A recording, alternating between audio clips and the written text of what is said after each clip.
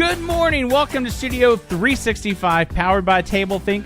My name is Joshua, and I'm here in the studio with Pastor Kerrie Palmer as we are enjoying a Thursday. Yes. Are you excited? I am excited because we're getting closer to the weekend. Yes, and you love Fridays. I do love Fridays. Fridays are fine, but Thursdays are great too. Right, except I'm going to tell you something. What? I have a big list. Oh, and no. Studio 365 is on it, which means you're included. Okay, so maybe I'll have a lot of stuff going on. You have received some of my lists before. You That's know how right. big they can be. I know, yeah, they can be big, but that's just part of life. It I guess. is, You gotta yeah. make your way through. Well, And you do. We've been having a lot of fun with this series. I think when we said we were going to talk about fear, that sounds kind of ominous. Fearful, and, yes. Yeah, fearful, yeah.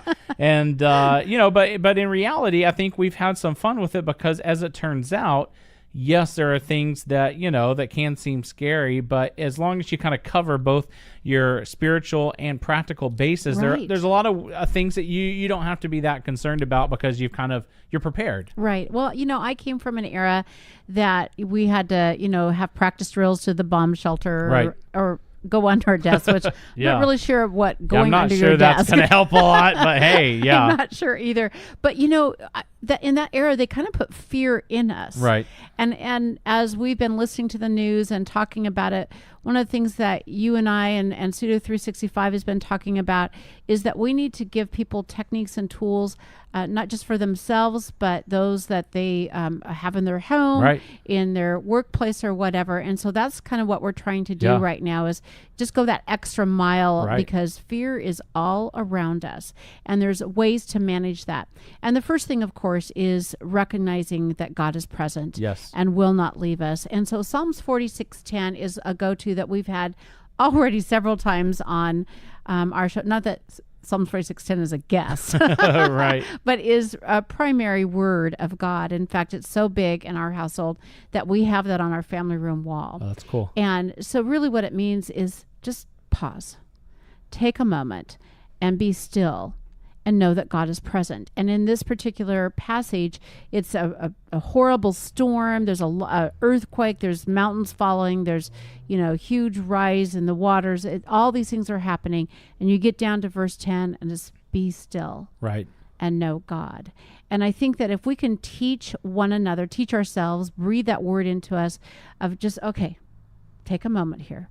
Be still, because no matter what emergency we have, we're so much better when we become calm Right. and at peace. And I know that as you as an expert on being prepared for emergencies, I know you have some go-to tips for all of us. And so we're going to have you kind of explain one or more each day. So what would you tell us today on this Thursday? Yeah, well, today we'll kind of tie it into what we talked about on the last episode, which was about having some type of kit, having some preparedness. Right. And, at minimum, at least have one kit that's portable, that's in a backpack, that's in something. But really, what I like to do is I like to have a couple so that Sure. I have kind of a really small, kind of just basic first aid and a few survival things that I'll keep in my backpack or my bag. So Wherever you go? Yeah, so no matter where I'm Okay. at, I've at least got those things. Right. And then I like to have a more extensive kit in my car because wherever my car is, I'm usually somewhere nearby. And so in there, I have things not only just for if you're broke down on the side of the road, which you want to have that too, but to get stranded. So, Right. you got a little blanket, you've got food and water and that kind of thing.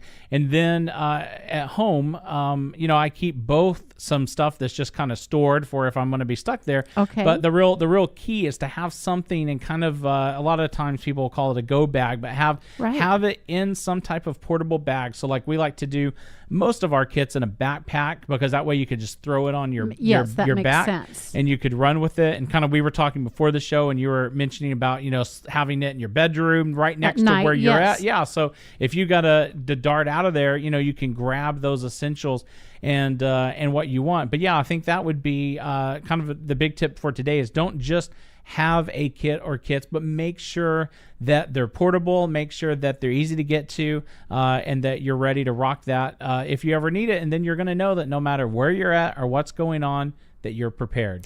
Right. And I think even anyone that's in the household, it gets to know what's inside of that. Exactly. And you explain why you're doing it. It's not to be scary. You know, if you have kids, it's to be prepared, and that, we know that everything's going to be okay because we know that God is with us. Yep.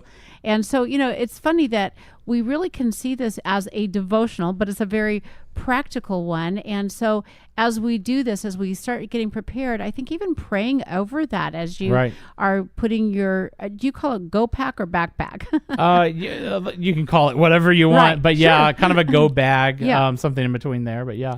Yeah, one of the things that I know that I always encourage people that if I'm talking about something like this, to even have some extra medication that you can put in that pack. So if you are needing to have medication on a daily basis, wherever you are at, that you have that extra. Right. And if you go even on a little day trip or across town or whatever, you take that backpack with you. Yep. Yeah. That way you have plenty. Yeah. So I love that. And so, as we're doing this, remember to take a breath, be still and know God, and get prepared. So Joshua and friends, I will talk to you tomorrow in Studio 365. Well, thank you for joining us for this episode of Studio 365, and we hope that you do take some time to make sure that you have a kit and that you know where it is and that you can get to it in an emergency. And if you're enjoying this podcast, also make sure to share with family or friends. Tell them that we've started this series, and make sure that they check it out. So we'll see you right back here tomorrow for another episode.